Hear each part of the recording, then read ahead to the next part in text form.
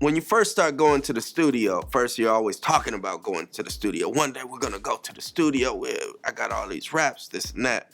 And you first start going to the studio and everybody wants to come. Oh, you going to the studio? I'm coming.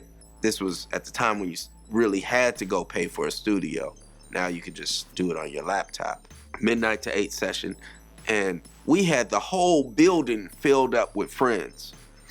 Everybody who was supposed, you know, people that didn't have anything to do with the recording. And they were just there. Oh, I'm going. So I'm talking about, must have been like 50 people that just came and they were hanging out in the hallway and they were glad to be there, using the studio phone call. Yeah, I'm at the studio. I think we're gonna be here all night. You know, that would happen. But then after a while, after a couple times and people realize it's just a lot of tedious work that you're doing, it dwindles away and you can't even get a ride to the studio. You know, the studio was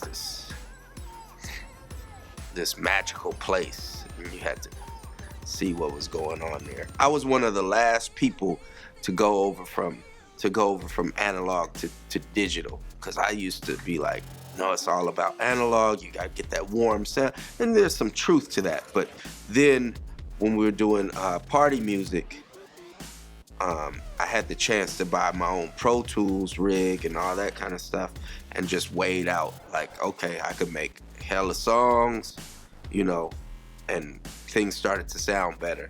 Because at first in the 90s, everybody that had their own studios was using ADATs, and that didn't sound good to me. So I got my own studio, and for a while I had it in my friend Deji's.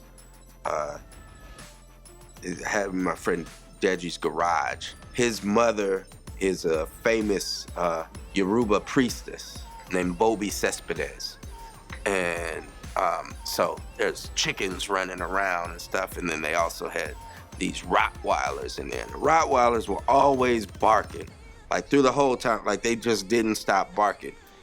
And the studio was just a garage with, like, there was no covering.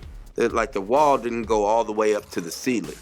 Like there's this 6-inch gap between the wall and the ceiling, and there was just like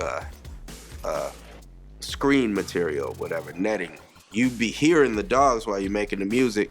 And so to do my vocals on the whole party music album, because I'm in there and a lot of times I'm just recording myself, the only way that they would stop is that if you say, shut up real loud, they'll stop for about 2 minutes, sometimes maybe only a minute. So before I did my vocals, I would always have to, you know, press record.